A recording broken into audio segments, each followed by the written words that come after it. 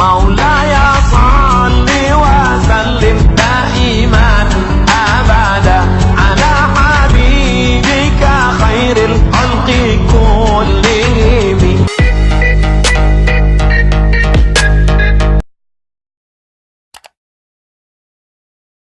PSI tidak akan pernah mendukung perda-perda Injil atau perda-perda syariah.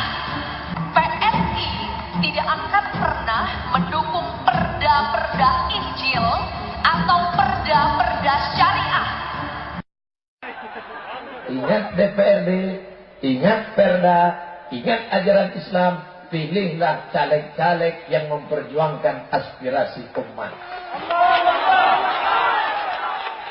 Ada Abdul Somad nyebut partai?